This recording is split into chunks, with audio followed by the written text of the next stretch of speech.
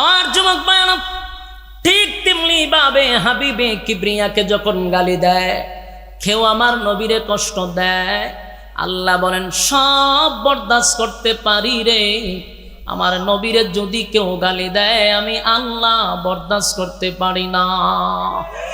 তাই আল্লাহ রাব্বুল আলামিন বলেন তাব্বাত ইয়াদা আবি লাহাবিন ওয়া তাব্বা মা আগনা আনহু মালুহু ওয়া মা কাসাব سيصلى نارا ذات لهب وامرأته حمالة الحطب في جيدها حبل من مسد আল্লাহ রাব্বুল আলামিন বলেন যখন আবু লাহাব আমার নবীর বিরুদ্ধে বক্তব্য দিল, আমি আল্লাহ স্পষ্ট ঘোষণা দিলাম, এ আবু লাহাব, আমার নবী ধ্বংস হবে না, বরং আমি আল্লাহ বলে দিলাম তুই ধ্বংস হবি, তোর 2 হাত ধ্বংস হবে এবং তোর মাল আওলাদ কোনটাই কাজে আসবে না। কাজে আসে নাই আমার যুবক ভাইরা। এরপরে দেখেন আল্লাহ বলেন, এরপরে 2 আয়াতে আল্লাহ বলেন যে আবু লাহাবের স্ত্রী উম্মে জামিল জাহান্নামের শিখাময় আগুনে জ্বলতে থাকবে। কেন বললেন? আবু লাহাবের স্ত্রী পর্যন্ত জাহান্নামের আগুনে জ্বলবে, কারণ তার মৃত্যুর পরেও আল্লাহ বলেন তার গলার মধ্যে জাহান্নামের রশি লাগানো হবে। এই কথা কি আমার আপনার আল্লাহ নিজে বলছে? যখন এই সূরা আয়াত নাজিল হয়ে গেল, এই আয়াত যখন নাজিল হয়ে গেল, তখন তাদের কাছেও খবর পৌঁছে গেছে, আবু লাহাবের বউয়ের কাছে খবর গেছে, শুনছনি তোমাদের বাতিজা, তোমার বাতিজার আল্লাহ তোমাদের বিরুদ্ধে একটা সূরা নাজিল করছে, তোমার বিরুদ্ধে, তোমার স্বামীর বিরুদ্ধে। তোমার বাতিজা বলছে তোমাকেও নাকি তোমার বাতিজা বলছে তোমাকেও জাহান্নামের আগুনে জ্বালানো হবে। এই কথা শুনে আবু লাহাবের বউ একটু মেজাজ গরম ছিল, মারাত্মক মেজাজ গরম। এই কথা শোনার পরে সে একটা পাথর হাতে লইছে, পাথর হাতে লইয়া তার উদ্দেশ্য হলো আমার বিরুদ্ধে এত বড় কথা বলা হলো, সাথে সাথে পাথর লইয়া গেছে নবীরে মারবার লাগিয়া। চিন্তা করছেন এই মহিলাটা একটা পুরাপুরি বেড়ার মতো নই, কথা ঠিক নেই? এরকম বেড়ার মতো কিছু মহিলা আসেনি সমাজে? মাগমা বেড়াও পারে না। এই মহিলার এত পাওয়ার আমার জীবন আমি অনেক দেখছি, লজিং টজিংও থাকছি তো অনেক জাতিরম দেখছি, বেড়ায় পর্যন্ত পারে না। মাগমা বেড়ির পাওয়ারের ছুটে কেমন ছুটে পুরা সংসারটার মধ্যে টং টং করে পুরা ঘরটা আসেনি রকম। তা বলে একবার বউ এরকমই আছে, হাত্তর তলে খাবার টাইমে গুছা দেহ কিতারে আমার নাম এরকম অপবাদ মেরিলে মস্কা হাত্তর লইয়া গেছে। আর আল্লাহর রাসূলের সময় খানায় কাবার সামনে বৈশাখ তেলাওয়াত করতেছে, সুবহানাল্লাহ। তো কাছে অনেক সাহাবীরা বসা ছিল, একেবারে নবীর কাছেই বসা ছিল হযরত আবু বকর সিদ্দিক রাদিয়াল্লাহু তাআলা। আবু লাহাবের বউ খুব রাগে হাত্তরটা লইয়া গেছে, গিয়া নবীর সামনে দাঁড়াইছে। কথা বল, নবীর সামনে দাঁড়াইছে, দাঁড়াইয়া আবু বকরের উপরে কিপছে, এই মিয়া তোমার বন্ধু কও? আল্লাহর রাসূল কিন্তু পাশে বসা, কিন্তু আবু লাহাবের বউ কয় মুহাম্মদ গেল কোথায়? সাহাবা এখানে আশ্চর্য, সেটা কি তাকো মাথার দোষ নাকি? হ্যাঁ কোস্তা খাই সত্যি না ডেট ওভার আবুল তাবুল খায় না অনেকে, খাইলে কি কয় কি না। হ্যাঁ ওইটা ঘটনা কি তার রাসূল দি কোরআন তেলাওয়াত করতে হেতেই দেখে না কা, তো কইতেছে গেল কও? আবু বকর ঘটনাটা কি তার? আমি যে দেখি হাত দিয়ে রাসূলকে ধরছে, রাসূল তো কাছু সবাই দেখতেছে, কিন্তু এই মহিলা দেখে না। এটা আমার নবীর মুজিজা, সুবহানাল্লাহ। এটা কার মুজিজা? আল্লাহ কয় আমি মানুষের কাছ থেকে আপনাকে হেফাজত করব। হেফাজত করছেন, একদম ফাত্তর দিয়া মেরে লইলে উড়াইয়া বড় ফাত্তর লইছি। মহিলা তো খারাপ মহিলা। আমরা এলাকাটা এক মহিলার গাছ কাটছে, সরকারি রাস্তার পাশে গাছ করছে, দেখাই চলেছে। ও মাগো মা, এই মহিলা গাড়ির নিচে পড়ে রয়েছে, কয় মার উঠে গাড়ি নিয়ে যা। আমি দৃশ্যটা ও গাড়ি লিয়ে যাবো রসে দেওয়া আমার গাছ না লাগাইয়া দেওয়া পর্যন্ত আমি গাড়ির সাক্ষাৎ থেকে লড়তাম না। বেড়াইন তো জীবনে কত জায়গা দেখলাম, এরকম তো দেখছি না। বেড়াইন তো ফোন দিতে চতুর্দিকে, স্যার গাড়ি তো সামনে আগায় না, এক মহিলা গাড়ি সাক্ষাৎ তোলে, বইয়ের সিটে তোলে, বেগুন নিচে, সে টেকা দিয়া গেছে, জরিমানা দিছে, বলে কত এখন যা। বেড়া বউ যে বেড়িয়ে জামাই না খারিয়া ঘুমা ঘুমা তাইর হওয়ার আছে, দেখছত নি গাছের পুরা টেকা লই লিছে, বেড়ে আত লাড়ায়, এরকম মহিলা আছে না? পাওয়ার পাওয়ার মারা তো বেড়াইন তো ডরায়। তে আবুল আহেবের বউরে ডরাইতো, কিন্তু আল্লাহর নবীর মুজিজা হলো সবাই নবীরে দেখলো কিন্তু তাই দেখে না, দেখছে না পরে তাই কবিতা জানতো, কবিতা জানতো, জাগাত কবিতা তাই বানালিত, কবিতা পড়ছে, বইরা টুইরা নবীর বিরুদ্ধে বিশ্রী বিশ্রী কথা বইলা মহিলা গেছে। কিন্তু আল্লাহ রাসূলের কাছে সাহাবায়ে কেরাম, হুজুর ঘটনা কিতা, আমরা আপনাকে দেখতেছি, মহিলা দেখলো না কেরে? কয় আল্লাহ তার মাঝখানে আর আমার মাঝখানে একটা পর্দা দিয়ে রাখছে। এটা আমার নবীর মুজিজা। এই আবুল আহাবের বউ, আবুল আহাবের বউয়ের কথা কেন কোরআনে আসলো? দুইটা আয়াত কেন এই মহিলাকে নিয়ে আল্লাহ নাজিল করলো? এটার কারণ আছে, কারণ যেমন তেমন মহিলা না, তাই কিন্তু সম্ভ্রান্ত পরিবারের ছিল, মানে অবস্থা বালা, ফকিন্নি নাই, কি টাকা পয়সা আছে, বাপের বংশ খুব শক্তিশালী, সর্বদিক দিয়া তার টাকা পয়সা, আবার জামাইরও টাকা পয়সা আছে, স্বয়ং সম্পূর্ণ মহিলা, টাকা পয়সা আছে, তাই আবার আলাদা একটা পাওয়ার আছে। কিন্তু এই মহিলা কৃপণ ছিল, খুব মারাত্মক কৃপণ মহিলা। এই উম্মে জামিল যে মহিলা, তাই কৃপণ ছিল। গড়ে আগের জামানায় টাকা পয়সা হইলে দাসী বান্দি রাখতো কাজ করবার লেগিয়া, তে দাসী বান্দি রাখলে টাকা দেওয়ার লাগে না, টাকা দিব হইরা। এই মহিলা কোনো দাসী বান্দি রাখতো না, টাকা দিব হইরা। তাই কি করতো, নিজে ওই রান্না বান্না করার লেগে ফাহারে যাইতো, বা গিয়া নিজেই দাও দিয়া লাকড়ি টাকড়ি কুবাই লিত। বুঝেন কেমন বেডি কথা কয় না, নিজেই সব লাকড়ি মাকড়ি খাইটা লিত, খাইটা এই লাকড়ি গুছাইয়া এই মহিলা রশি দিয়া গলার মধ্যে বাইন্দা এরপরে এইভাবে আনতো বাড়িতে, না রানতো, নিজেরটা নিজেই রান্না বাড়া করতো। এই জন্য আল্লাহ কয় এই মহিলাকে জাহান্নামের ভিতর গলার মধ্যে রশি লাগাইয়া আমি তাকে জাহান্নামে ফেলাবো। বেশি পাওয়ার দেওয়া হয়েছে না, আল্লাহ হয় সাইজ করুম আমি, আপনাকে তো বিরক্ত হইতো, জো ডাবল সুবিধা, খারাপ না হয়ে তখন লড়ি না। চিন্তা করছেন বিষয়টা, এই মহিলা সে নিজেই লাকড়ি কাটত, নিজেই লাকড়ি আইনা রান্না বাড়া করতো, নিজের কাঁধে রশি লাগাই আনতো। আল্লাহ এই রশি দিয়ে তোরা জাহান্নামে আমি ফেসামো। এমনে এমনে তো তার নামে 2 আয়াত নাজিল হইছে না, তাই সাংঘাতিক মহিলা। ওই যে আপনার এলাকার ঠেডা মেডা লয় না, ঠেডা মারে না, ঠেডা ইত্যাদি কিতা কয়। আমি এক জায়গা ওই হবিগঞ্জের আমাদের এক জায়গাতে একবার রমজান তারাবি পড়াইছিলাম, তো গেছি পড়াইছিলাম, আমি তো ছোট মানুষ, দেখি 2 দিন পরে পরে গ্রুপে মেলে জায়গা। ওই যে আপনারা যা বাউন্ডারি তো বিখ্যাত, রাগ করি না আমি কইলে কি গুগলে কয়, ইউটিউবে কয় আপনার কথা, আজকে ঠেটা মারা লয়ে বেরিয়ে যান না, সেই গান তো দিছি কি খারাপ 2 গ্রুপে লাগলে ঠেটা মারালে। তোর মহিলারা কিতা করতো, এরা হলুর মধ্যে শালি মধ্যে আবার মরিচ মিশাইতো, এই মহিলারা নিয়ে তুই তো দৌড়ায় ঘর থেকে আন্তর, তুই তো হেরা উড়াই দে, বাতাসে চড়ে, তুই তো সোহমুখ লাগে। এই 30 মত আমি নিজের চোখে দেখছি। আর যদি কেউ মনে করেন ঠেডা মেডা খাইয়া ঠিক কথা হেরে ভিজে থেকে তাপাইতে, বেড়া হইস, বেড়ার কাম করছ, বেটে দিই পিছা তাপাইতে যায়, কাম হয়েছে। আমি বললাম যে আউ আইমে যাইলে তোর যুগ এটা আসি, ওহন ওইটা কিছু কিছু জায়গাতে আছে। তো ব্রাহ্মণবাড়ি একটু বেশি, তবে আপনারা সুনামও বেশি, আবার এই সমস্ত কিছু কাজের লেগে দুর্নামও আছে। আবার ব্রাহ্মণবাড়ির ইমানি জজবাও বেশি, আবার বেদাতিও বেশি, আবার মারামারিও বেশি, আলেমরও বেশি। কথা কই না দি, আসলে যেখানে ফেরাউন এখানে মোসা, কথা ঠিক নেই। বাংলাদেশের মধ্যে মার্কা মারা বন্ড যতগুলি আছে সবগুলোর বাড়ি হলো বাউন্ডারি, কথা কই না দি। যতগুলা লালিল বাতি লাগায় উঠে এটি সবটির বাড়ি গো ব্রাহ্মণবাড়িয়া। আবার বাংলাদেশের এই জায়গা সবচেয়ে বড় বড় আলেম যেখানে, এটা হলো ব্রাহ্মণবাড়িয়া। যেখানে ফেরাউনি কেন মোসা, বাস্তব না বাস্তব।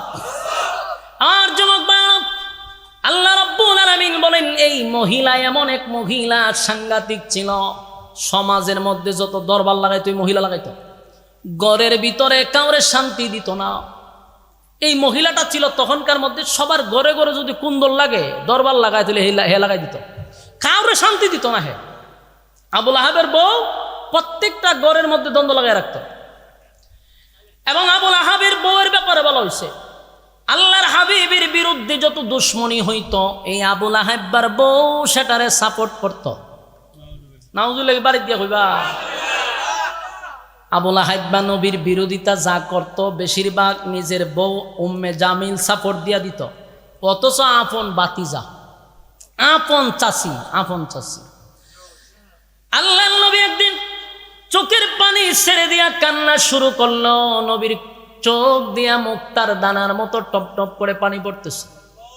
আল্লাহ জিব্রাইলকে একদিন পাঠায়, জিব্রাইল আইসা দেখে আমার নবীর চোখ বেয়ে বেয়ে যেন পানি পড়ে। আল্লাহ কয়, জিব্রাইল নেই, আমি সব বরদাস্ত করতে পারি, কিন্তু আমার নবীর বিরুদ্ধে যদি কেউ কথা বলে, আমার নবীর চোখ দিয়া যদি পানি পড়ে, আমি মালিক বরদাস্ত করতে পারি না। দেখ আমার বন্ধু কেন কান্দে, আমার বন্ধু কেন কান্দে গো। জিব্রাইল কয়, হুজুর হঠাৎ করে আপনার মনে এত কষ্ট, চোখ দিয়া মুক্তার দানার মতো আপনার পানি পড়তেছে, আল্লাহ আমারে পাঠাইছে, কেন কান্দেন সেটা জানার জন্য। জিব্রাইলকে আল্লাহর নবী বলেন, জিব্রাইল রে, আমার কলিজার ভিতরে যা ঘটতেছে, যা হইতেছে সব তো আমার মালিক জানে। জানার পরেও কেন পাঠাইল? আল্লাহ বলেন, বন্ধু আপনার জবান দিয়া বললে আমার ভালো লাগে, আমনে বললে আমার কাছে একটু ভালো লাগে, আমি তো জানিও না, আপনি কন আমি শুনি। তাই বন্ধুরে আল্লাহ বলেন, বন্ধু বলেন কি অভিযোগ আমার কাছে কম। নবীজি কান্নে আর বলে, মালিক জন্ম হওয়ার পরে বাবারে দেখলাম না, মাও কিছুদিন পরে দুনিয়ার থেকে বিদায় হয়ে গেল, চলে গেলাম আমি উম্মে হালিমাতুস সাদিয়ার বাড়িতে। সেখানে দীর্ঘদিন পরে আইসা মায়ের কাছে কিছুদিন যেতে না যেতেই আমার মাও দুনিয়ার থেকে বিদায় হয়ে গেল। ছিলাম দাদার কাছে, দাদা কিছুদিন লালন পালন করার পরে সেই দাদা দুনিয়ার থেকে চির বিদায় নিয়ে চলে গেল। আসলাম আমার চাচা আবু তালেবের কাছে। আবু তালেব আমার চাচা আমার লালন পালন করলো, মহব্বত করলো বাবার মতো। আবুল আহাব আমার চাচা, উম্মে জামিলও আমার চাচি। কষ্ট লাগে দিনের দাওয়াত লইয়া যখন আমি মানুষের দ্বারে দ্বারে ঘুরি, কত মায়ের আমি খাই, কেউ পাথর দিয়া মারে, কেউ আমার পিছন দিয়ে পাগল পাগল বলে, কেউ আমার আঘাত করে, কেউ আমার ঢিল মারে। কষ্ট লাগে না? কারণ আল্লাহর দিনের দাওয়াত দিতে গিয়ে মায়ের খাইতে হয়, কথা হয় না? দিনের দাওয়াত, দিন প্রচার প্রসার করতে গিয়ে মায়ের খাইতে হয় গো। খিচুড়ি আর বিরিয়ানি খাইয়া দিনের দাওয়াত দেওয়া যায় না, কেক কাইটা দিনের দাওয়াত দেওয়া যায় না। ইতিহাস পড়ে দেখুন, নবী দাওয়াত দিতে গিয়া রক্ত জড়াইল, নবী মায়ের খাইল। তাই নবী বলেন, আমি যখন দিনের দাওয়াত লইয়া মানুষের দ্বারে দ্বারে যাই গো, আমারে মানুষ ঢিল মারে, পাথর মারে, গালি দেয়, পাগল বলে, আমার বিন্দু পরিমাণ কষ্ট লাগে না মালিক, কারণ আমি না আপনার দায়িত্ব পালন করি। আমার এই মিশনের জন্য পাঠাইলেন, মিশন সাকসেস করতে হবে, তাই মায়ের খাইলেও কষ্ট লাগে না। কিন্তু আমার তখনই চোখ বেয়ে বেয়ে পানি আসে, যেখানেই দাওয়াত দিতে যাই সেখানেই আমার চাচা আবুল আহাব আমার উপরে মায়ের দরের আয়োজন করে। আল্লাহর নবী দাওয়াত দেয়, পিছন দিকে আবুল আহাব নবীরে পাথর দিয়া ঢিল মারে। আবুল আহাবের পাথরের আঘাতে নবীর পা মুবারক দিয়া রক্ত পড়া শুরু হয়েছে। বলুন তো দেখি, অপর মানুষে যদি আপনাকে আঘাত দেয়, যে কষ্টটা লাগে এর থেকে বেশি কষ্ট লাগে নিজের মানুষ যদি আপনারে ফুল দিয়া ঢিল দেয়। বাস্তব না বাস্তব? আল্লাহর নবী কান্দের বলেন, মালিক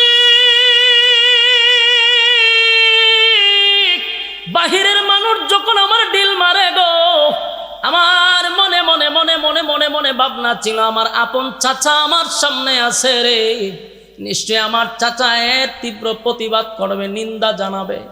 কিন্তু আমি তখনই আশ্চর্য হইলাম, বাহিরের মানুষের সঙ্গে আমার কলিজা টুকরা আপন চাচা নিজেই তাদের সঙ্গে পাথর লইয়া আমার ঢিল মারছে। আল্লাহ, এটা আমি বরদাস্ত করতে পারলাম না, আমার নিজের মানুষগুলো আমার এইভাবে রক্তাক্ত করে। আবুল আহাব তো নবীরে আঘাত করত গো, আর আবুল আহাব্বার বউ কি করত? আবুল আহাব্বার বউ মানুষের কাছে গিয়া কইতো আমার বাতিজা আমার দুইটা ছেলেরে দিয়া তার সঙ্গে সম্পর্ক করছে, আমার থেকে বেশি মোহাম্মদ রে কেউ চিনে না। সুতরাং তোমরা সাবধান সাবধান, আমাদের বাপদাদার ধর্ম তোমরা ভুলে যাও না, মোহাম্মদের কথা শুনবে না পাগল। নাউজুবিল্লাহ। চিন্তা করছেন কত খারাপ মহিলা। নবীজির দিনের কাজে বাধা দিত এই মহিলা। সে লাকড়িয়ান্ত পাহাড় থেকে আসার সময় কিছু কাঁটা নিয়ে আসতো, এই কাঁটাগুলা নবীর বাসার সামনে দিয়া রাইকা চলে যেত। আল্লাহর হাবিব এই কাঁটা যখন নবী ফজরের সময় যখন মসজিদের ভিতরে ঢুকত, খানায় কাবায় যাওয়ার জন্য যখন প্রস্তুতি নিত, নবীর পা মোবারক দিয়া যখন কাঁটাগুলি ঢুকত, এই মহিলা দূর থেকে টিটকারি করত আর হাসতো আর মজা পাইত। জুরে কোন নাউজুবিল্লাহ। আপন চাচি হই নবীর কষ্ট দেখে হাসাহাসি করে রে। নবীর এই কষ্ট দেখে মহিলা বড় আনন্দ পায়। এই মহিলা এত খারাপ, শুধু খারাপ না মারাত্মক খারাপ। আল্লাহর নবীর কাছে একবার কোরআনের আয়াত আসা বন্ধ হয়েছে, মানে নবীর উপরে আয়াত আসা বন্ধ হয়ে গেছে। কেন বন্ধ হয়েছে? আমার নবী তার ওজন বহন করতে পারে না, লোড নিতে পারে না, তাই নবীর রেস্টের জন্য আল্লাহ বন্ধ করছে। এই মহিলা নবীর কাছে গিয়া কয়, আব্দুল্লাহর পুত্র মোহাম্মদ, তোমার কাছে একটা শয়তান আসতো, এখন দিয়ে আর আসে না। চিন্তা করছেন এই মহিলা। আপন চাচি যখন এইভাবে নবীরে আঘাত করে রে, আমার নবীর কলিজাটা ভেঙ্গে যায়। এখানেই তো শেষ না, এতটুক বইলা শেষ না, আরো কত প্রকার আঘাত আমার নবীরে দিছে শুনেন। মানুষের কাছে গিয়া কইত মোহাম্মদ হইল আবেতার, মোহাম্মদ আবেতার, তার মানে মোহাম্মদ আটপুরা। মোহাম্মদের সন্তানগুলি যখন দুনিয়াতে আসে রে, টিকে না, সবগুলা মারা যায়, তার বংশ থাকবে না। মোহাম্মদ দুনিয়ার থেকে বিদায় হয়ে গেলে তার নাম নেওয়ার মতো জমিনে কেউ থাকবে না। আপন চাচি হইয়া মানুষের কাছে বলে, তোমরা অনর্থক তার অনুসরণ করো, কারণ সে যদি দুনিয়ার থেকে বিদায় হয়ে যায় তার নাম নেওয়ার মতো কেউ থাকবে না। মোহাম্মদ হইল আবেতার। আল্লাহ নবীর চোখ দিয়া পানি পড়ে। আল্লাহ তখন জিবরাইলে পাঠায়। নবীর চোখের পানি দেখে আল্লাহ বলেন, নবী গো, কান্দেন না গো নবী, আপনাকে আপনার চোখের পানি দেখলে আমি আল্লাহ বরদাস্ত করতে পারি না গো নবী। কেন কান্দেন, কেন কান্দেন, কেন কান্দেন? যতবার আপনার বিরোধিতা করছে গো নবী, আমি আল্লাহ প্রতিবাদ করছি। কেউ যদি আপনার বিরোধিতা করছে, আমি না আল্লাহ প্রতিবাদ করলাম, তাহলে কেন কান্দেন? আল্লাহ নবী বলেন, মালিক এখন আমারে তারা আটপুরা আবেতার বলে গালি দেয়। আল্লাহ তখন আয়াত নাজিল করে বলেন, ফাসাল্লি লিরাব্বিকা ওয়ানহার ইন্না শানিআকা হুয়াল আবতার। দেখেন, বারবার নবীর বিরুদ্ধে কথা বলে, আল্লাহ বারবার প্রতিবাদ করে। তারা বলছে আবেতার, আল্লাহ বলেন ইন্না শানিআকা হুয়াল আবতার, নিশ্চয়ই তারা আবেতার, তারা নির্বংশা, তারা লেস কাটা, তাদের বংশ নাই। এই পৃথিবী যতদিন থাকবে গো নবী, আমি আল্লাহর নাম যতদিন থাকবে, আপনি নবীর নাম আমি ততদিন রাখবো। আমার যুবক ভাইয়েরা, আমার ভাইয়েরা, কথাগুলি মনোযোগ দিয়ে শুনেন। তারা যখন নবীর আবেতার বলছে, আল্লাহ প্রতিবাদ করছেন, নিশ্চয়ই তারা আবেতার, নিশ্চয়ই তারা নির্বংশা। কেন নির্বংশা? কারণ এই পৃথিবী যতদিন থাকবে আপনার নাম থাকবে, কিন্তু তাদের নাম নেওয়ার মতো আমি আল্লাহ জমিনে কাউরে রাখবো না। বলুন তো দেখি, আপনাদের সন্তান হইলে পরে কি আবুল আহাব রাখেন? কথা বল না। আব্দুল উজ্জা রাখেন?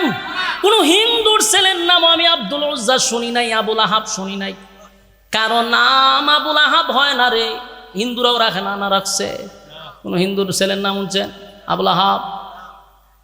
আল্লাহ কয় তাদের নাম নেওয়ার মতো জমিনে কেউ থাকবে না। কিন্তু কিয়ামত পর্যন্ত আপনার নাম মানুষের জবানে থাকবে, সেকেন্ডে সেকেন্ডে আপনার নাম উচ্চারণ হবে। গোটা পৃথিবীতে আল্লাহর হাবিবের কত উম্মত, এই যে আমরা ওয়াজ মাহফিলে বৈশা রইছি, কতবার আমার আপনার নবীর নাম এখানে নিতেছি। আমার নবীর নাম শোনা মাত্র আমরা বলি সাল্লাল্লাহু আলাইহি ওয়াসাল্লাম। এরকম আপনি আমার মতো হাজার হাজার কোটি মানুষ এই মুহূর্তে নবীর দুরূদ সালাম রওজায় পৌঁছায়া দিচ্ছে, অথচ বেঈমানের বাচ্চাগুলি বলছে আল্লাহর হাবিবের নাম নেওয়ার মতো কেউ থাকবে না, কেউ থাকবে না। তাই আল্লাহ বলে, বন্ধু এই জন্য বুঝি কান্দেন? কান্দেন না, কান্দেন না, কারণ আপনার নাম আমি রাখবো গো নবী। টেনশন করার কোনো কারণ নাই। পয়গম্বর আপনার নাম জমিনে থাকবে, আমার নামও বলবে, আপনার নামও থাকবে। এই জন্য আমার নবীর জন্য আল্লাহ একটা সূরা নাজিল করছে, সূরা কাউসার। সুবহানাল্লাহ।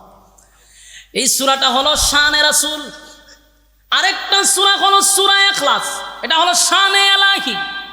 একটা হলো আল্লাহর শানে, আরেকটা হলো বন্ধুর শানে। জোরে জোরে কম সুবহানাল্লাহ। আল্লাহর জন্য একটা সূরা নাজিল করলো, আবার বন্ধুর জন্য আরেকটা সূরা নাজিল করলো। সূরা ইখলাসের ভিতরে যা তাফসীর পড়বেন, বাংলাতেও পাওয়া যায়, পড়ে নেবেন। এখানে আল্লাহর সম্মান ছাড়া আর কোনো কথা নাই, শুধু আল্লাহর সম্মান। এই জন্য এটাকে শানে ইলাহি বলা হয়। আল্লাহর প্রশংসা, আল্লাহর একত্ববাদ, একত্ববাদী খোদার ব্যাপারে এই সূরা এই ভিতরে ছাড়া আর কোনো আলোচনা নাই। আর সূরা কাউসারের ভিতরে ঢুকে দেখবেন শুধু নবীর শান, মান, মর্যাদা নিয়ে আলোচনা। আল্লাহ কয়, বন্ধু কেন আপনি কষ্ট পান? সব জায়গায় তো আমি আপনারা রাখছি, এদেরকে আপনি সমালোচনা করতে দেন। এদের সমালোচনায় আপনি মন ভাঙবেন না। যদি মন ভাঙে না, মন ভাঙে, সামনের কাজগুলো কে করবে? তাই পাছে লোকে কিছু বলে, কথা না বলুন, পিছনের লোকের কাজ হইল কিছু বলা। কথা কই না দিক, পিছনের লোকের কাজ কি? বলা। আপনি যদি এদের কথা শুনতে যান, সামনে আগাইতে পারবেন? জীবনে যদি সফল হতে চান, তাহলে পিছনে কান না দিয়া সামনে আগান। আপনার গন্তব্যে পৌঁছতে হবে। কারণ পিছনে যে বক বক করে, তার কোনোদিন আপনার জায়গা পর্যন্ত সে পৌঁছতে পারবেও না, পারবে না। বিদায় তো আপনার পিছনে লাগছে, আর আপনি কারো পিছে লাগেন নাই জন্য আপনাকে সামনে নিতেছে। মাথায় রাখবেন, মন খারাপ করবেন না। যখন দেখবেন কেউ আপনাকে নিয়ে সমালোচনা করে, কেউ আপনাকে নিয়ে বৈঠক করে, দোকানে, শ্বাসতলে, সব জায়গায়, বুঝবেন আপনি কিছু একটা হইছেন। সুবহানাল্লাহ, কথা কয় না। আপনি বুঝুন আপনি কিছু একটা হইছেন। যদি আপনারা নিয়ে সমালোচনাই না হয়, তাহলে কিতা হইছে? আপনি কিচ্ছু হইছেন না তো। সাধারণ মানুষকে নিয়ে কেউ সমালোচনা করেন, প্রতিষ্ঠিত মানুষকে নিয়ে মানুষ সমালোচনা করে।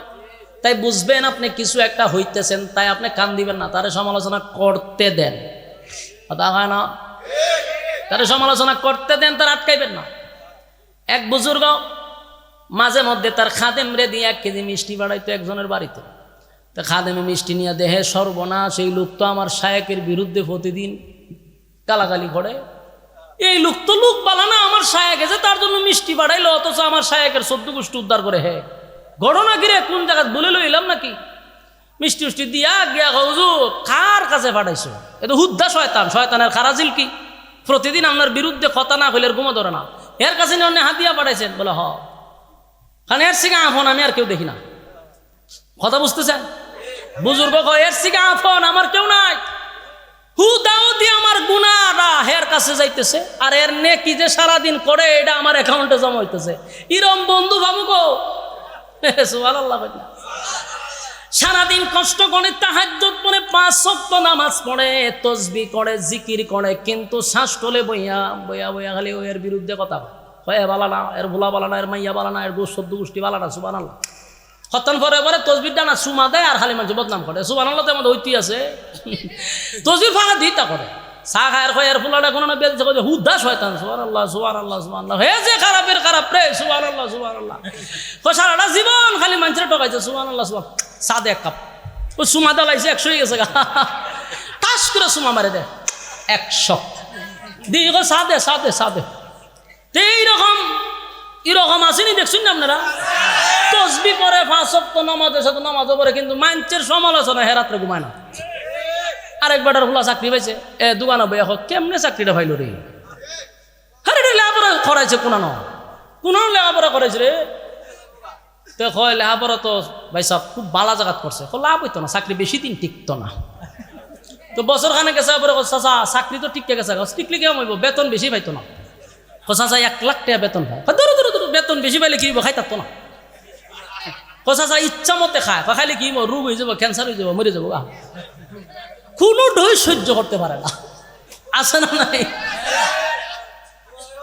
এরকম লোক আরেক বেচারার বাড়িতে ভালো খায় ভালো ফিন্দে, হের রাত্রে ঘুমো না, খালি 4টায় ঘুমা ধরে না। কেরে রে তোর তো শান্তি কেরে? আর হিংসুক যারা, এরা শাস্তি দুনিয়াত কি শাস্তি? আরেকজনেরটা দিকে জ্বলে, জ্বলা ঢইয়ার শাস্তি, ঠিক নেই? আপনি তো মাশাআল্লাহ সুন্দর চলতেছেন, খাইতেছেন, কোনো টেনশন না, আপনি ঘুমাইতেছেন, সংসার চালাইতেছেন, কিন্তু হে মজা সেটাইতেছে, এর ঘুমা ধরে না। আল্লাহ এটা প্রথম শাস্তি তোর দুনিয়া। এই জন্য কারো সমালোচনায় কান দেওয়া যাবে না, এরা সমালোচনা করতে দেন, ঠিক না বেটি?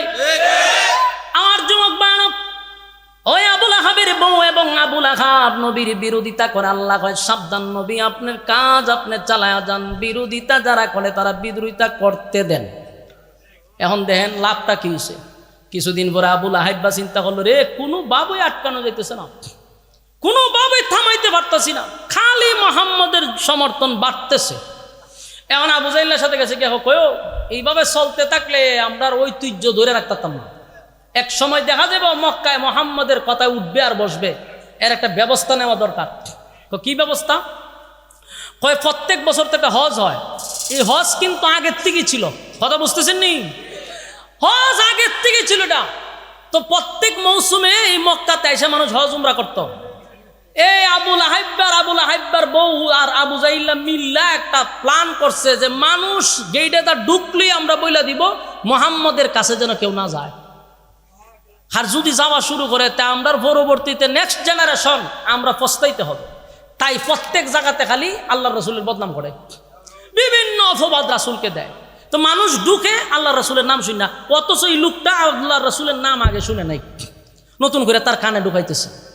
মানুষ শুনতে শুনতে কয় লোকটার একটা নজর দেখে যায়, যেহেতু হজ উমরা শেষ, আমরা তো দেশে চলে যাবো, একটু দেখে যাই, এত নাম শুনলাম, দেখা দরকার।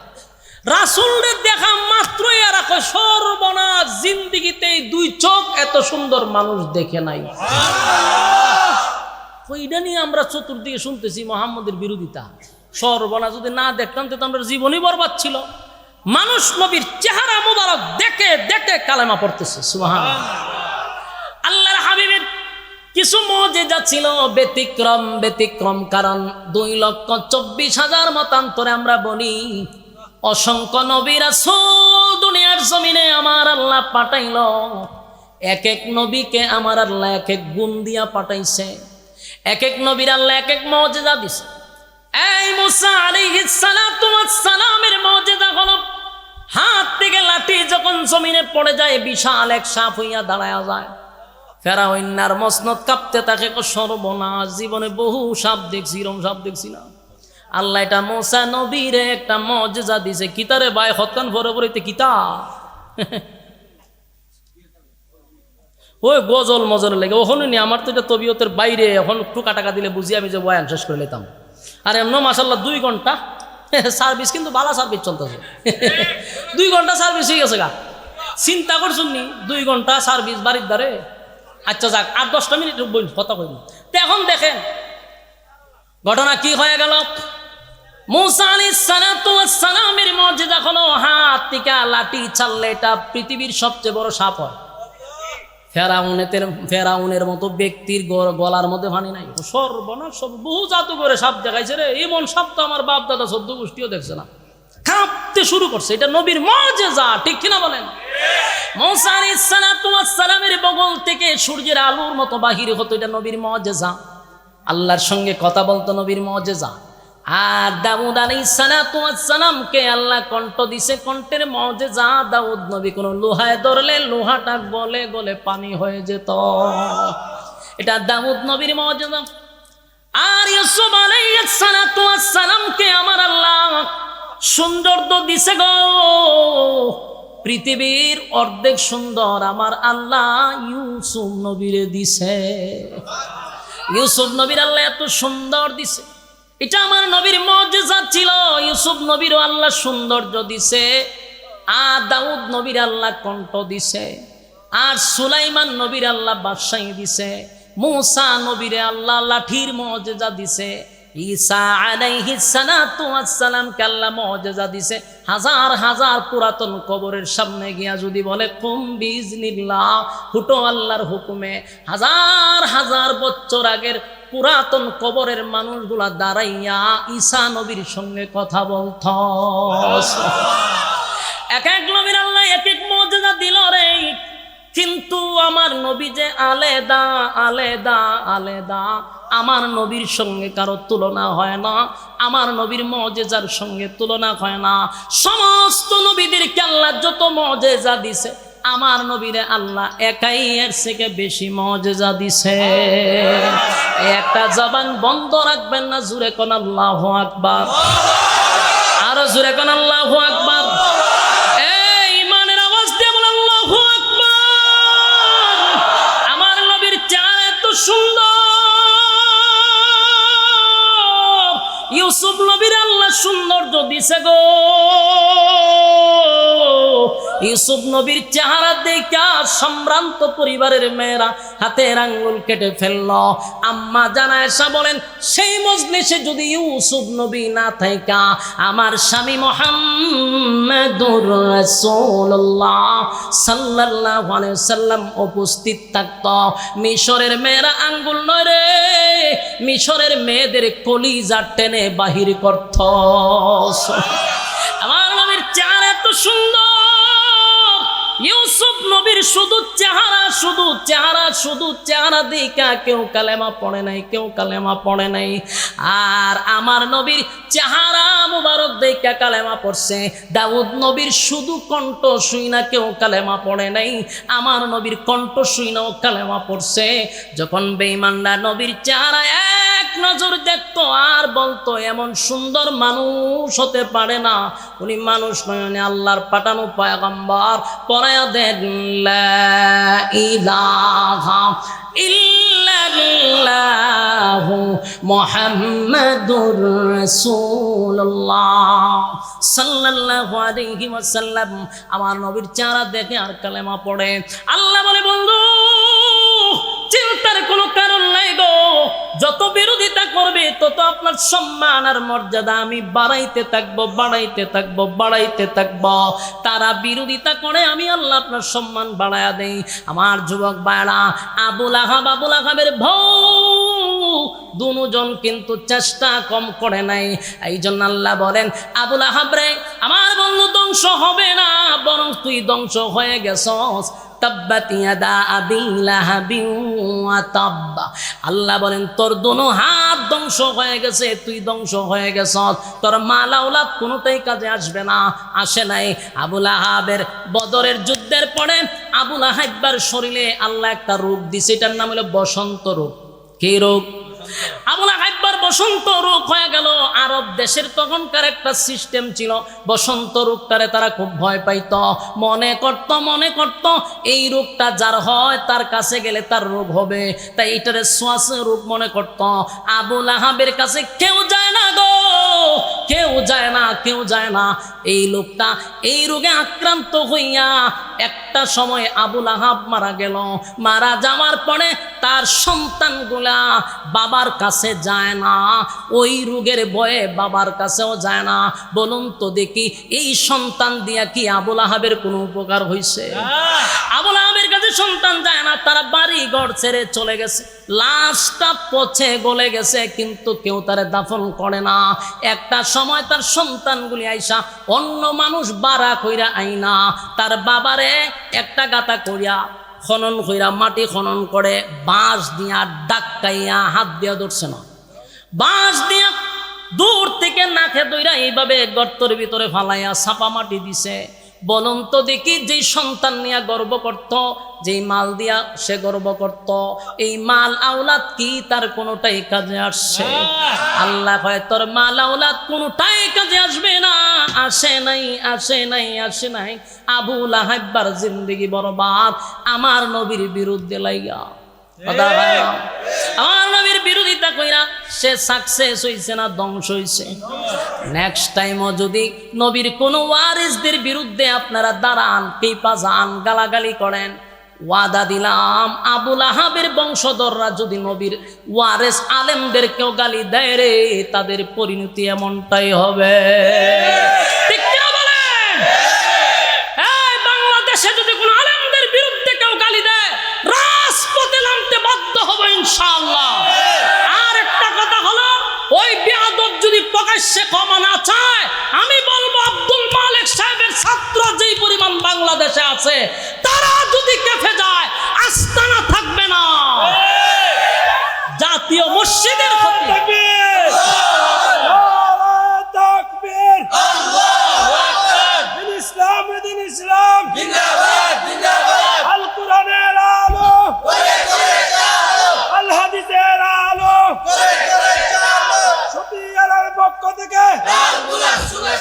মাস্টার বাড়ির পক্ষ থেকে সম্মানিত সুধী, মূল কথা হলো ওয়াজ নসিহত থেকে আমরা, এটা হলো 1 নাম্বার, ধন সম্পদ দিয়া কেউ গর্ব করবেন না। এই গর্বটা ছিল আবু লাহাবের। সন্তান নিয়ে কেউ গর্ব করবেন না, এই সন্তানের গর্ব ছিল আবু লাহাবের। তাই সুসন্তান তৈরি করুন, মাদ্রাসায় পড়ান, দ্বীনি ইলম শিক্ষা দেন। কোনোদিন সন্তান এরকম বেয়াদব হবে না। আল্লাহ আমাদের সন্তানগুলোকে নেককার বানায় দেক। আমাদের সন্তান এবং বিবি বাচ্চাকে আল্লাহ নেককার বানায় দেক, আমিন। সম্মানিত সুধী, আপনাদের ব্রাহ্মণবাড়িয়াতে বড় বড় মাদ্রাসা, হক্কানি উলামায়ে কেরাম, এটা ব্রাহ্মণবাড়ি একটা উর্বর জমিন, এখানে আলেম তৈরি হয়। ব্রাহ্মণবাড়িয়া ওয়াজ করলে শ্রোতা যদি হয় 1000, এর মধ্যে 500 টাকা আলেম, ঠিক নেই? সুতরাং এটা আলেমদের এলাকা। আলেম ওলামাদের এলাকায় যদি আমাদের কোনো বিজ্ঞ আলেমদেরকে কেউ গালি দেয়, ঘরে বসে কি আমরা ললিপপ কামু? হ্যাঁ, হয় আমরা আন্দোলন করে বলে আমরা বলি উগ্র। তো উগ্র আমার উস্তাদের বিরুদ্ধে তুই কথা বলবি, আমরা কি করবো? তেমন বাপরে গালি দিলে যদি সন্তান প্রতিবাদ না করে, এটা সুসন্তান না কুসন্তান? উস্তাদরে গালি যদি দিলে ছাত্ররা বসে থাকে, এটা কি সুছাত্র? হ্যাঁ, এটা মাথায় রাখতে হবে। আল্লাহ বুঝার মানার তৌফিক দান করো। আমি সম্মানিত সুধী, 2 ঘন্টা সার্ভিস হয়ে গেছে। আমরা যে কথাগুলি শুনছি, কথাগুলির উপরে বলনেওয়ালা শুনলেওয়ালা উভয়কে সহি আমল করার তৌফিক দান করো। আমি আরেকটা কথা হলো, আপনারা জানেন, আমার আগে হুজুরের কাছ থেকে শুনছেন, আমার একটা দ্বীনি প্রতিষ্ঠান আছে। ওই এলাকাতে মাদ্রাসা করা হয়েছে, প্রায় 100% জায়গা নিছি। আলহামদুলিল্লাহ নাই আপনার এলাকা 100% জায়গা হয়েছে। তো 100% জায়গা গিয়ে আমার বক্তবিন্দু রাইনা দিছে, এডি ওয়াজ মাহফিলের টাকা দিয়া কিনা হয়েছে। কিসের টাকা দিয়া? ওই যে মাঞ্চকা আসামি টাকা নে কই, 100% জায়গা ওয়াজের টাকাটা কিনা হয়েছে। 2 নম্বর কথা হলো, 3টা ভবন করা হয়েছে। এর মধ্যে আমার কিছু বক্তবিন্দুদেরও আছে, কম হোক বেশি হোক মানুষ এখানে শরিক হয়েছে। তা আলহামদুলিল্লাহ এই পর্যন্ত বহু টাকায় মাদ্রাসায় দেওয়া হয়েছে, ওয়াজ মাহফিলের টাকাই। আপনারা যা দেন গিয়া দেখবেন এখানে কিতা করতেছে। এখন একটা মসজিদের দরকার, একটা মসজিদ নাই। আপনারা খালি দোয়া করবেন আল্লাহ তাআলা যেন আমার মাদ্রাসার একটা মসজিদ নির্মাণ করার সুযোগ করে দেয়। আমরা অনেক সময় অনেকের মুখ দিয়ে শুনি, আমি মাদ্রাসার প্রিন্সিপালটা কই এত লাখ টাকা দিছি, এত লাখ টাকা দিছি, দিয়ে এরপরে মানুষের কাছে চাইতেছে। আর আমি 2.5 কোটি টাকা ওয়াজের দিছি মাদ্রাসা। এরপরেও যদি আপনারা 1000 ইট দিতে আপনারা কষ্ট লাগে, সরাসরি গিয়া দিবেন মসজিদের সাথে, যাদের তৌফিক আছে মসজিদে দেওয়ার, শরীক থাকার চেষ্টা করবেন ইনশাআল্লাহ। আল্লাহ তাআলার কাছে দোয়াও করবেন। আমার ব্যাপারে তো হুজুরে কইছো, আর কিতা গুনবেন। এরকম একটা জায়গাতে মাদ্রাসা হয়েছে যেখানে 50 বছরের ভিতরে কোনো কওমি আলেম ফারাওই দিছে না। কত বছরের ভিতরে? 50। বাংলাদেশ স্বাধীন হয়েছে পরে কেউ ফারাওই দিছে না। ওই জায়গাতে এখন আল্লামা সাদিদ শাহ হুজুর যায়, সেখানে বাংলাদেশের বড় বড় উলামায়ে কেরাম মুরব্বীরা আমার এখানে যায়। বলুন এখানে এই জায়গা যাওয়াতে ফায়দা হয়েছে না নাই? জমিন উর্বর হইতেছে। এই জমিন থেকে যেন আল্লাহ আলেম তৈরি করে, দোয়া করবেন আল্লাহ তাআলা আমাদের বোঝার মানার আমল করার তৌফিক দান। আমিন। দুরূদ শরীফ পড়েন, আমরা মোনাজাত করবো ইনশাআল্লাহ। আচ্ছা কোন চাইন কতলা টুকা টাকা দিছে? হ্যাঁ দেখছেন নি গজল কিতা গাইতাম করছে। হ্যাঁ শোনা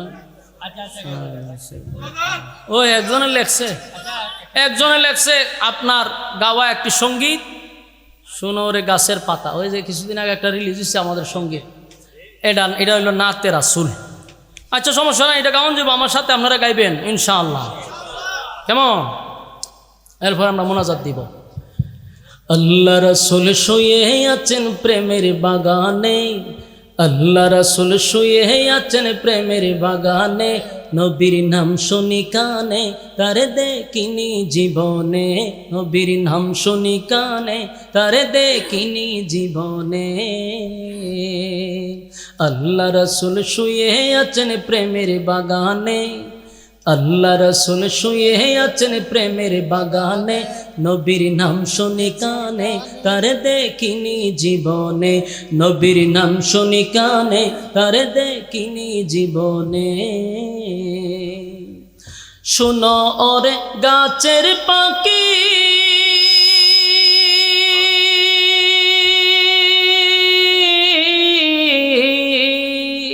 করছো কেন ডাকা ডাকি,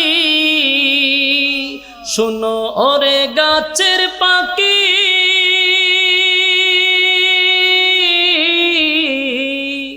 করছো কেন ডাকা ডাকি, ওরে ডালেতে থাকিয়া বুঝি, কন ডালেতে তাকিয়া বুঝি কুচ্ছ নবীকে, নবীর নাম শুনি কানে। কইতে পারাটা কেমনে কইতাম, সাথে কই নবীর নাম শুনি কানে তারে দেখিনি জীবনে, নবীর নাম শুনি কানে তারে দেখিনি জীবনে। শুনো ওরে গাছের পাতা,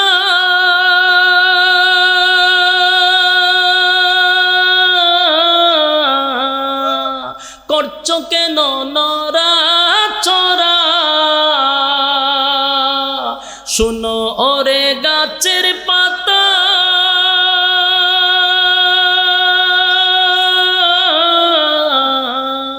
করছো কেন নরা চরা, ওরে ডালেতে তাকিয়া বুঝি, ডালেতে থাকিয়া বুঝি কুচ্ছ নবীকে, নবীর নাম শুনি কানে, নবীর নাম শুনি কানে তারে দেখিনি জীবনে, নবীর নাম শুনি কানে তারে দেখিনি জীবনে। শুনো ওরে নদীর পানি,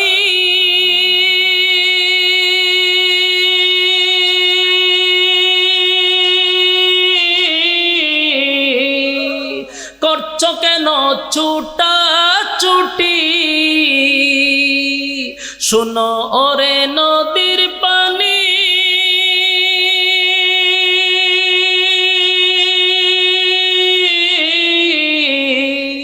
করছো কেন ছুটা ছুটি,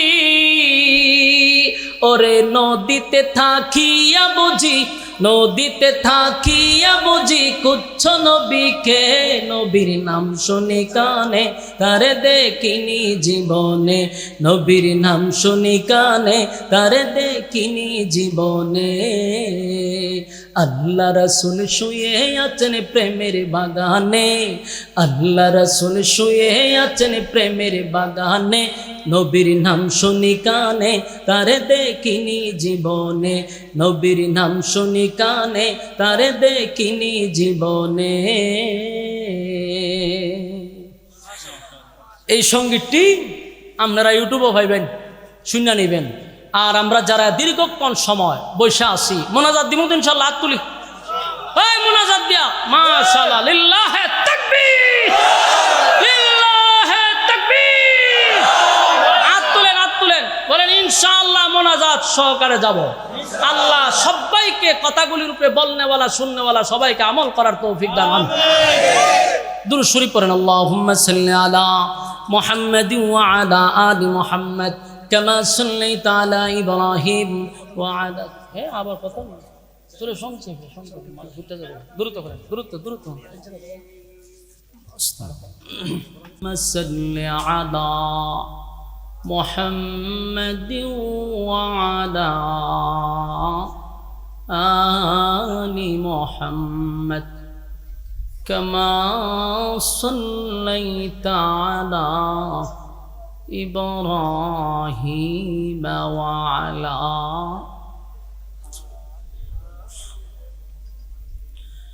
إنك حميد مجيد اللهم بارك على محمد وعلى آل محمد كما باركت على إبراهيم وعلى آل إبراهيم إنك حميد مجيد मेरा दिल तलब रहा है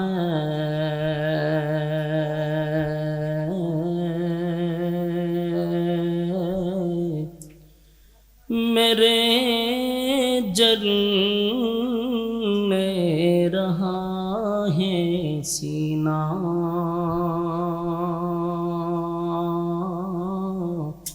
ए दवा वही मिलेंगे मुझे ले चलो मदीना बलगल्लौला बिकमालिही कशफत तुजा बिजमालिही हसनत जमीअ खिसालिही सल्लो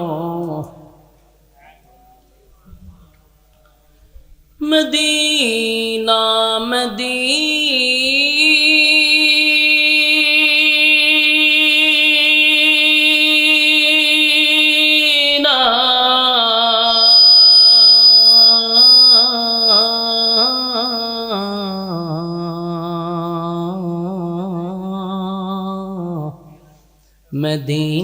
मदीना मदीना मदीना मोमिनों की गुनगुना है दीदारे मदीना आशिकों की तमन्ना है बलगल्लौला साउंड डाउन हो करे हसनत जमीअ खिसालिही सल्लो ज़िक्र बातिल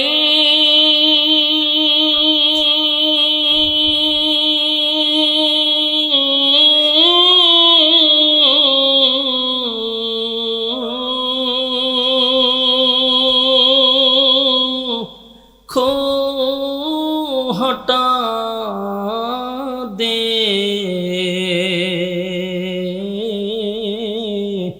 दिल से रब जिक्र में तेरे लगा दे रोज शाब ला इलाहा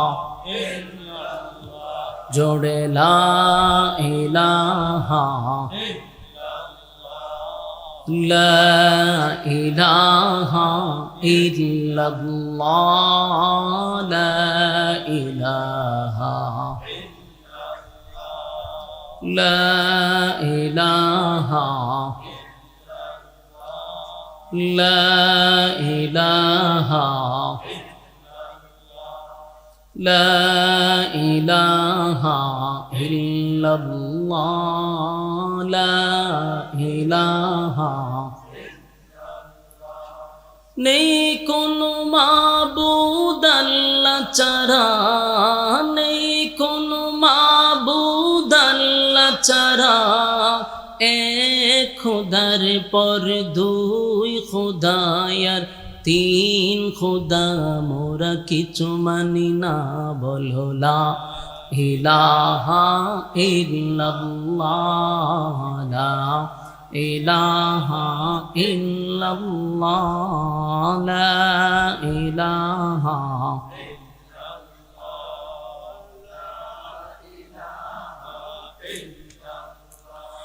লা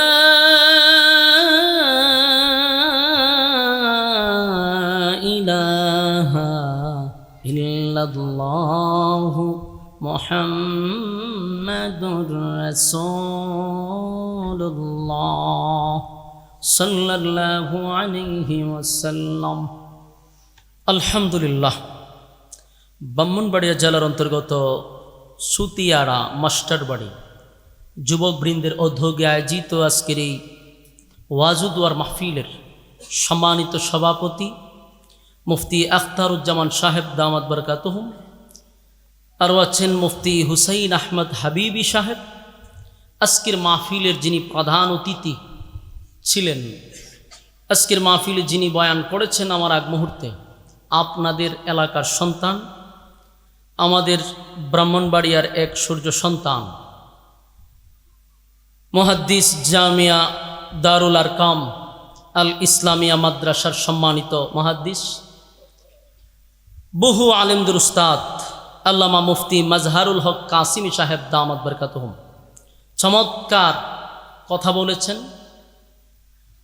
এর আগে ওয়াজ করেছেন হজরত মাওলানা কৌসার আহমদ হাসানি সাহেব দামাত বরকাতুহুম, জালালউদ্দিন সাহেব, মাওলানা আনিসুর রহমান হামিদি সাহেব, মুফতি ইউসুফ হাবিবি সাহেব, হজরত মাওলানা মুখতার হুসাইন সাহেব, হজরত মাওলানা আরমান হুসাইন সাহেব, রাশিদুল ইসলাম সাহেব, রিয়াজউদ্দিন সাহেব, আনসার আল হাবিব সাহেব, তানবীর সাহেব, আবু বকর সিদ্দিক সাহেব সহ অতিথিবৃন্দ মুআজ্জাজ মুকাররম হযরত উলামায়ে কেরাম, উপস্থিত আছেন নওজোয়ান তরুণ যুবক ভাইয়েরা, মুরব্বিয়ান আযম।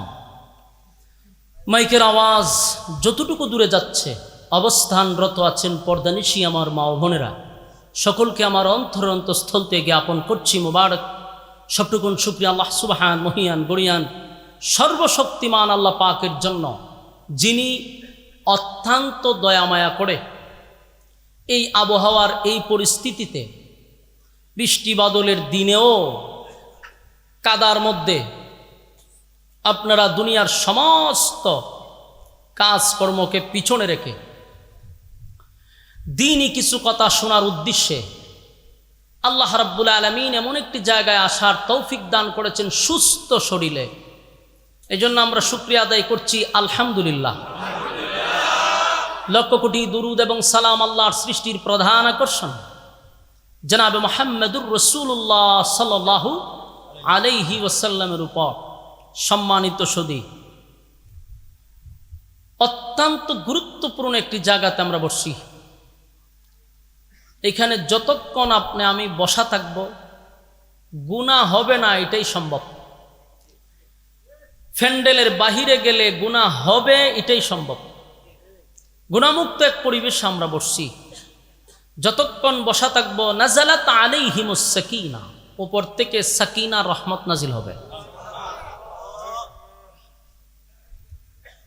প্যান্ডেলের ভিতরে কষ্ট হলেও আমরা থাকার চেষ্টা করব এবং মোনাজাত পর্যন্ত আমরা থাকার চেষ্টা করব। এই মর্মে ওয়াদা করব ইনশাআল্লাহ। আল্লাহ বুঝার মানার তৌফিক দান করুক, আমিন। সম্মানিত সুধী, আল্লাহ যারে ভালোবাসে, বলুন আল্লাহ যারে ভালোবাসে, এই সমস্ত বান্দাদেরকে আল্লাহ দিনের কাজে লাগায়া রাখে। আপনি আমাকে যদি আল্লাহ ভালোই না বাসত, তাহলে আপনি এবং আমার মতো বহু মানুষ রাস্তা ঘাটে দুগান পাটে বেহুদা অনর্থক নিষ্প্রয়োজনে গিয়ে দেখবেন আড্ডায় লিপ্ত, গল্পতে ব্যস্ত। কিন্তু আল্লাহ রাব্বুল আলামিন এই সমস্ত জায়গার থেকে আপনাকে জান্নাতি এক মজলিসে বসায় রাখছে, মাজালিসুল কোরআন, মাজালিসুল্লাহ। কোরআন হাদিসের মজলিসটা এটা আল্লাহর মজলিস। তো আল্লাহ পছন্দই যদি না করতো এখানে বসাইতো নি? হ্যাঁ, তো বুঝবেন যখনই আপনি কোনো ইবাদত বন্দেগী করতে পারবেন, যখনই আপনি মসজিদে যাবেন, যখনই আপনি দ্বীনি মজলিসে বসবেন, বুঝবেন আল্লাহ আপনাকে ভালোবাসে। আল্লাহ যে ভালোবাসে তার লক্ষণ। ভালোবাসাটার একটা এক্সাম্পল হলো আমরা এখানে বসতে পারছি। বাস্তব না বাস্তব? বসতে পারছি। এই জন্য আল্লাহর পক্ষ থেকে এটাই আমাদের জন্য সবচেয়ে বড় এক নিয়ামত। যে ফিতনা ফাসাদের যুগে, জাতির এক ক্লান্তি লগ্নে এই মানুষগুলাকে আল্লাহ দ্বীনি মজলিসে বসায় রাখছে। আল্লাহ আমাদেরকে দুনিয়া আখিরাতের ইজ্জত আর সম্মান দান করুক, আমিন। সম্মানিত সুধী, আমি আপনাদের সামনে প্রসিদ্ধ একটি সূরা, কোরআনের 30 পারায় সূরাটি স্থান পেয়েছে। সূরাটির নাম হলো সূরা লাহাব। এই সূরার দুইটি নাম, একটি হলো সূরা লাহাব আর একটি হলো সূরা মাসাদ। এই সূরাটি আল্লাহ রাব্বুল আলামিন কেন নাজিল করলেন? এই সূরা লাহাব আমরা তেলাওয়াত পড়ি, জানা দরকার এই সূরাটা আল্লাহ কেন নাজিল করলেন। সূরা ফাতিহা নাজিল হওয়ার পরই এই সূরাটা নাজিল হয়েছে। সূরা ফাতিহা নাজিল হওয়ার পরে এই সূরা লাহাব নাজিল হয়েছে। এই সূরাতে 5টি আয়াত আছে। 3টি আয়াত হলো আবু লাহাবকে নিয়ে, আর 2টি আয়াত হলো আবু লাহাবের বউকে নিয়ে। একই সূরার মধ্যে জামাই বউ দুজনকে নিয়ে আল্লাহ আলোচনা করছে। 3টা আবু লাহাবের জন্য আর 2টা এই তার বউ উম্মে জামিলের জন্য। তো রাসূল আরবি সাল্লাল্লাহু আলাইহি ওয়াসাল্লামের 10 জন চাচার মধ্যে আবু লাহাব রাসূলের আপন চাচা। এই আবু লাহাব তার আসল নাম না, তার নাম হলো আব্দুল উজ্জা। এই নামটা যেহেতু শিরিকি নাম, তাই আল্লাহ কোরআনে তার নামটা উল্লেখ করে নাই। তার উফাদি যেটা ছিল আবু লাহাব, এটা তার উফাদি, এটা তার নাম না। তাই আল্লাহ রাব্বুল আলামিন তার উফাদি দিয়া এই সূরার নামকরণ করছে। সূরা লাহাব বলার উদ্দেশ্য ছিল সূরাটার মধ্যে 2 জায়গায় লাহাব শব্দ আছে।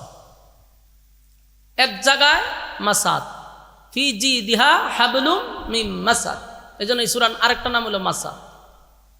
তো দেখেন আবু লাহাবের নাম আবু লাহাব না, তার উফাদি ছিল। উফাদি আবু লাহাব কেন? আবু লাহাবের অর্থ হইল একেবারে আগুনের মতো।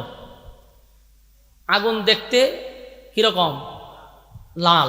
আগুনের মাথাটা দেখবেন মোমবাতির মাথা, এটা একটা গোল্ডেন কালারের মতো, লাল বর্ণের।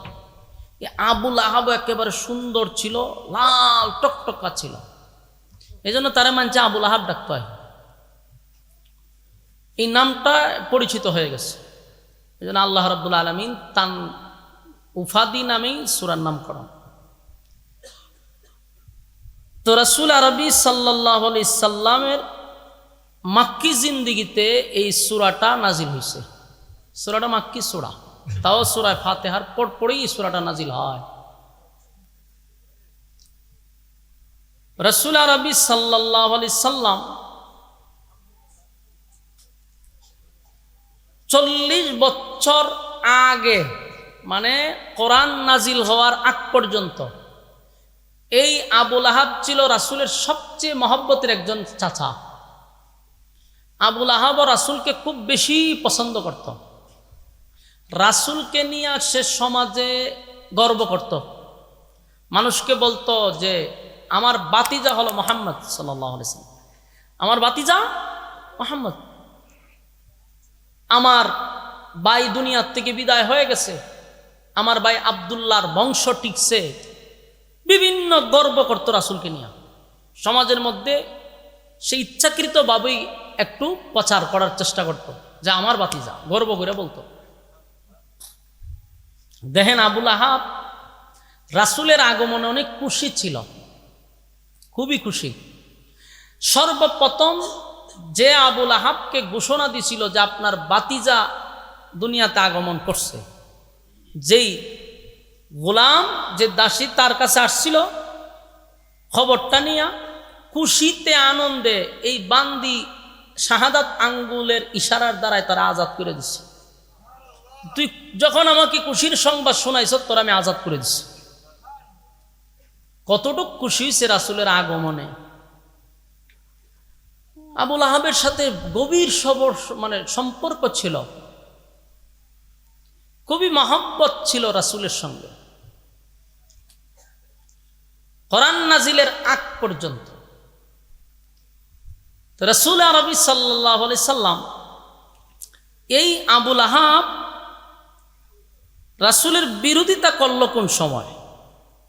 রাসূলের বিরোধিতা করছে যখন রাসূল আরবি সাল্লাল্লাহু আলাইহি সাল্লামকে আল্লাহ রাব্বুল আলামিন বলল যে আপনি একটা কাজ করেন, এখন থেকে শুধু গোপনে আপনি যদি খালি কালেমার দাওয়াত দেন তাহলে হবে না, গোপনে দাওয়াত দিলেই হবে না, আপনি মানুষের কাছে প্রকাশ্যে কালেমার দাওয়াত দেওয়া শুরু করেন। তো রাসূল আরবি সাল্লাল্লাহু আলাইহি সাল্লাম তখনকার যুগে একটা পাহাড় ছিল, যে সাফা পাহাড়, যেটা একেবারে হেরামের কাছাকাছি। এই সাফা পাহাড়ের কাছে ওটার নিয়ম ছিল, এটার উপরে যখন মানুষ দাঁড়ায় যখন কথা বলতো, তখন মানুষ বুঝতে পারতো নিশ্চয়ই কোনো গুরুত্বপূর্ণ কোনো এলান। তো এটার উপরে কেউ দাঁড়ায় বক্তব্য দিলে মানুষের যত কাজই থাকতো, যত ব্যস্তই থাকতো, সব কাজকর্ম বাদ দিয়া দৌড়াইয়া এই পাহাড়ের নিচে গিয়া দাঁড়াইতো মানুষ, যে না জানে কি বলতে আসছে। তো রাসূল ইতিপূর্বে কখনো এই পাহাড়ের উপরে উঠে নাই। তো রাসূল সাল্লাল্লাহু আলাইহি সাল্লামকে যখন আল্লাহ অর্ডার দিছে যে কালেমার দাওয়াত এখন গোপনে গোপনে দিলে চলবে না, এটা গোপন রাখলেও চলবে না, এটা প্রকাশ করতে হবে। তো আল্লাহ রাসূল ওই সাফা পাহাড়ের উপর উঠছে। উঠার পরে যখন রাসূলের গোষ্ঠীর লোকদেরকে ডাকতে লাগলো, আত্মীয় স্বজনদেরকে ডাকতে লাগলো, তো এমনিতেই পাহাড়ে কেউ ডাকলে এটাই গুরুত্বপূর্ণ। আবার উঠছে হইল রাসূল আরবি সাল্লাল্লাহু আলাইহি সাল্লাম, উনি তো এমনি গুরুত্বপূর্ণ একজন ব্যক্তি, আবার উঠছে ওই পাহাড়ে।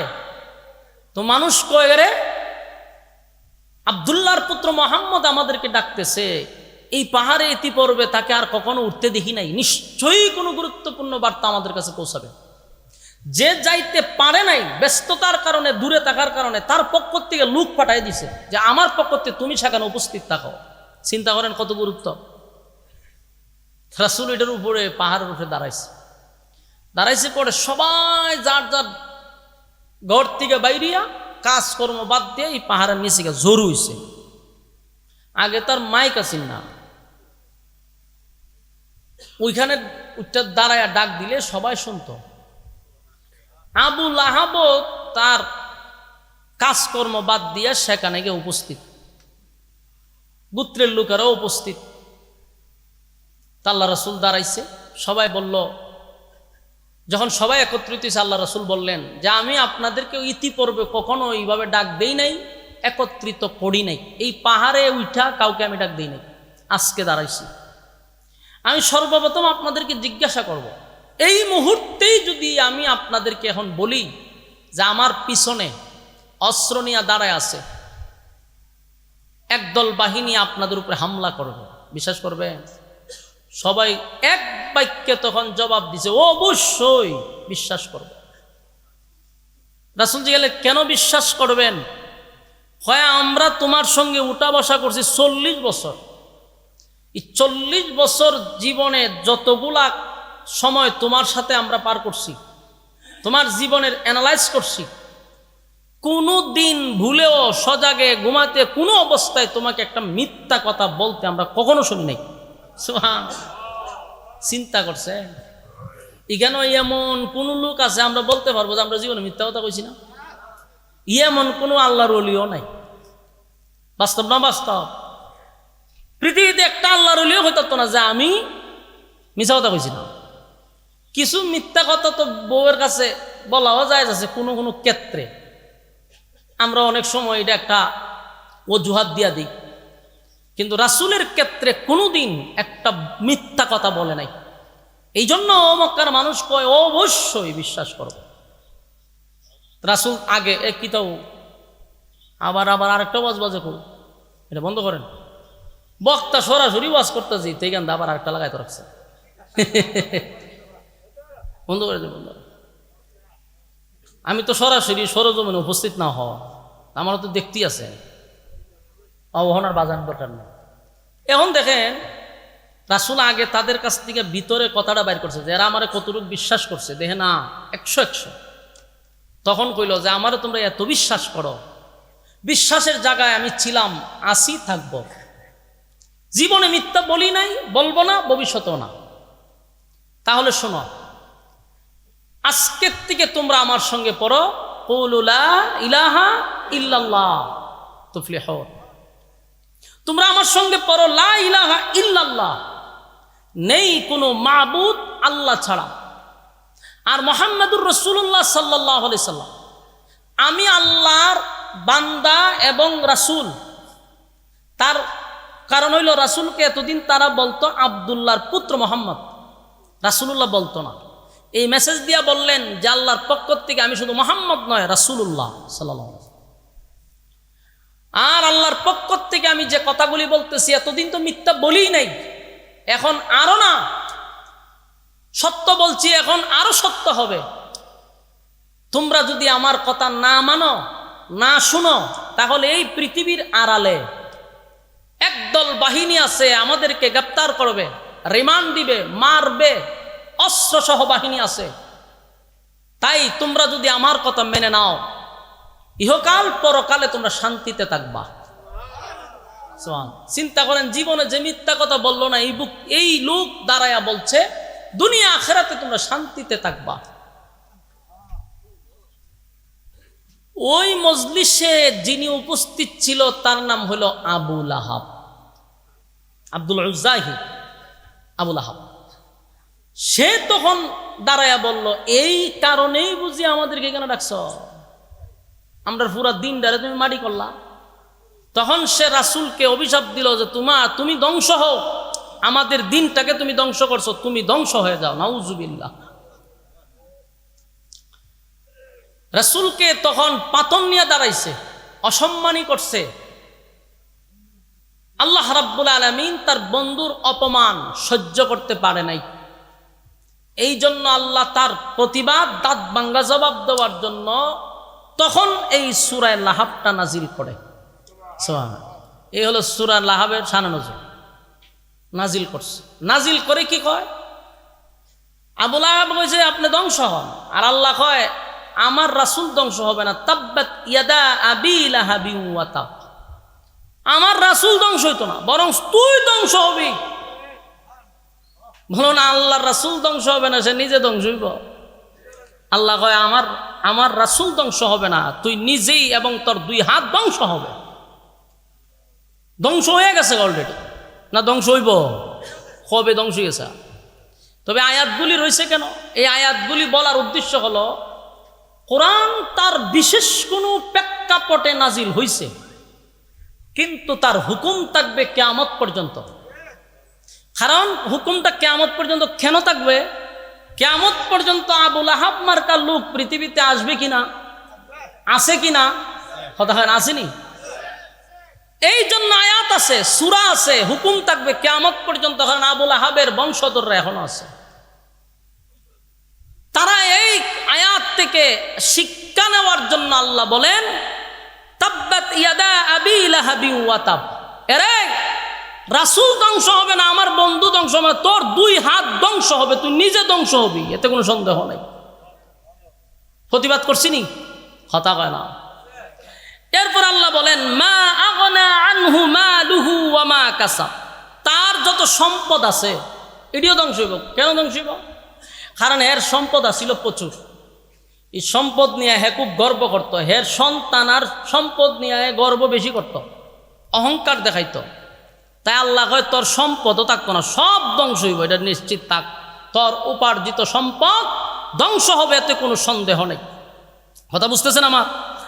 এরপর আল্লাহ বলেন সায়াসলা নারান যাতা লাহাবি ওয়া ইমরাআত, আল্লাহ বলেন এই আবু লাহাব শুধু সে তার মাল না, শুধু তার মাল আওলাদ কোনোটাই কাজে আসবে না, আসে নাই। তো আবু লাহাবের ব্যাপারে আল্লাহ রাব্বুল আলামিন 3টা আয়াতে আবু লাহাবের কথা বলছে, আর বাকি 2 আয়াতে ওই হেরবোর কথা বলছে, একটু পরে বলতেছি। তো দেখেন, প্রথম কথা হলো সে মজলিসে দাঁড়ায়া বলছে সারা দিনের কাজকর্ম বাদ দিয়ে আমরা আসছি তোমার কাছে, আর তুমি বুঝি কো আমরা বাপ দাদার ধর্ম ছাইরা দিতাম, এখন থেকে বুঝি একজনরে আমরা মানতাম, আর তোমারে মোহাম্মদ না বলে এখন শুধু রাসূলুল্লাহ বলতাম। এই সময়টা তো আমাদের নষ্ট করছো, তুমি ধ্বংস হও। তো আল্লাহর সাথে সাথে কি করছে? জবাব দিয়া দিছে। আল্লাহ বলেন আমার বন্ধুকে যখনই কেউ আঘাত করবে, কথা বলবে, আমি তখনই তার প্রতিবাদ করি। সুবহানাল্লাহ। শুনি, রাসূল প্রতিবাদ করা লাগে নাই, আল্লাহ নিজেই প্রতিবাদ করছে। আল্লাহকে অনেক মানুষ গালি দেয়, দেয় না?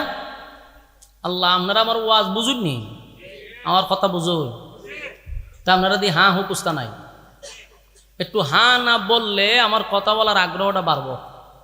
আর যেইভাবে আপনারা চুপ করে বসে রয়েছেন, কথা বলার আগ্রহ আরো নষ্ট হবে। আবার হলো এটা ব্রাহ্মণবাড়িয়া, ব্রাহ্মণবাড়িয়ার মানুষ তো একটু জজবা বেশি, তাহার কথা ঠিক না? ময়মনসিংহ গেলে আমরা ওয়াজ করি, তখন শ্রোতা সাদ্দর মুরিদা বইয়া তাই এরারে যতই কন একটু হাঁ হো করবার কোনো কাম হয় না। বেশি কইল আপনি কন, হ্যাঁ বুঝছি যে কোনো কাম হইতো না। তো ব্রাহ্মণবাড়িয়ার মানুষের জজবা একটু বেশি। আপনাদের কাছে যদি আওয়াজ না পাইতে বাংলাদেশে কোনো আওয়াজ করে আর মজা পাওয়া যেত না, ঠিক নেই? 2 নাম্বার কথা হইলে আমি আপনার খুব পরিচিত বক্তা। আমার জীবন আমি যত ওয়াজ করছি এর চেয়ে বেশি ওয়াজ করছি ব্রাহ্মণবাড়িয়াতে। গত বছর অলি গলি কোনো বাদ নাই, সব জায়গাতে ওয়াজ করছি। দিয়ে এই বছর একটু বাদ মনে মনে চিন্তা করছিলাম এই বছরটার ব্রাহ্মণবাড়িয়া দিতাম না, যেহেতু 1 বছর প্রচুর দিছি, এর পরের বছর দিব, কিন্তু কাম হয়েছে না। জোর করে হইলেও প্রোগ্রাম লইয়ে পড়ে, আর যদি প্রোগ্রাম না দেয় তো জায়গা সাজের সাহেব হুজুরের কাছে সিস্টেম জানে যে সেখানে গেলে কাম হইবে। তা আমি একদিন হুজুর রাইছি পার্সোনাল বাবা, হুজুর মানুষ আপনার কাছে আইব, ঠিক আছে, আপনার দোহাই দিয়ে আমার উপরে জুলুম করব। তখন হুজুর আমি তো এক জায়গা ওয়াদা দিয়া লাইছি, অনা আপনার নাম শুননা যদি আমি এটা খাইটা দিই, ওয়াদা বরখালাপ করলাম না। তখন একজন হুজুর কি করবো যে আরেক জায়গা ওয়াদা নষ্ট করো, হুজুরে ভাঙ্গা কইছে, হুজুরে বুঝছে, এখন আর গে এখন হামা না, হুজুরে ভাঙ্গা কই দিছে। তা আমি আসলে ব্রাহ্মণবাড়িয়ার মানুষ আমার মহব্বত বেশি করে, ভালোবাসে, বিরোধিতাও করে, মহব্বতটাও বেশি করে, ঠিক নেই? কোনো ভুল হইলে 14 গোষ্ঠী আমার আবার ব্রাহ্মণবাড়িয়া উদ্ধার করে দেয় ফেসবুকের মাধ্যমে, আবার মহব্বতটাও এরা বেশি করে। তো যাই হোক, তা আপনারা যদি একটু হা না কোন তাহলে আমার কথা বলার আগ্রহ বাড়বে, এমনি দামও বাড়তো না। চিন্তা করে আছে যে বেশি জোরে বলে হুজুরে দাম বেড়ে জায়গা, এর লিগে আসলে জোরে পায় না, আসলে দাম বাড়াইবার লাগে না। হা না কইলে আমার কথা বলার আগ্রহ বাড়ে, উদ্দেশ্য এটা। কথা বুঝছেন নি? আচ্ছা যাক, এখন দেখেন রাসূল আরবি সাল্লাল্লাহু আলাইহি সাল্লামকে গালি দিলে আল্লাহ নিজেই প্রতিবাদ করে। ও মানুষ দেখবেন আল্লাহরে গালি দেয়, দেয় না? আগে দিত, এখন দেয় না? এখনো দেয়। দান দিছে উড়ানের মধ্যে, বৃষ্টি আইলে আল্লাহরে বাবা তুলে লাগে, হয় আল্লাহ দেখে না? আজকে তো দানটা দিছি, আল্লাহ দেখছে না? হেই একটা বিভিন্নভাবে আল্লাহকে গালমন্দ করে। রোগ হইলে কয় আমার উপরে খালি ঠাড়া ভরে, আর মানুষ দেয় না, ঠিক নেই? মানুষ এইভাবে কয়। আল্লাহ কয় আমার গালি দিলে আমার কষ্ট বেশি একটা লাগে না, কারণ নিজের বাচ্চায় যদি দুষ্টামি করে অন্য মানুষের বিরক্তি লাগে দুষ্টামি দেখলে, কিন্তু বাবার কিন্তু ভালো লাগে। বাস্তব না বাস্তব? দুষ্টামি করলো ভাল লাগে, করতে থাক, নাচতে থাক, আমার কষ্ট লাগে না। কত বান্দা বান্দি আমারে গালি দেয়। বিভিন্ন প্ল্যাটফর্মে ঢুকে দেখবেন অনেক নাস্তিকরা আমার আল্লাহরে গালি দেয়, কতভাবে কটাক্ষ করে, কিন্তু আল্লাহ চাইলে তোর তারে ঠাডা ফালাইয়া জাগাত মেরা লওয়ার কথা, কিন্তু আল্লাহ তারে 3 বেলা খাবার দেয়, স্বাস্থ্য ভালো রাখে। জাগাতি রাগ করে তারে ধ্বংস করে না, তার উপরে গজব দেয় না রে। আল্লাহ বলেন আমার বান্দা গালি দেয়, আমার নাফরমানি করে, তারপরও বান্দার খানা বন্ধ করি না, কারণ এই বান্দারে আমি 10 মাস 10 দিন লাগাইয়া বানাইছি। আমি আল্লাহ আমার বান্দা বান্দিরে হুকুম দিয়া বানাই না, আমি আল্লাহর কুদরতি হাত দিয়া বান্দারে বানাইছি, তাই বান্দার প্রতি আমার যে একটু মায়া দয়াটা বেশি।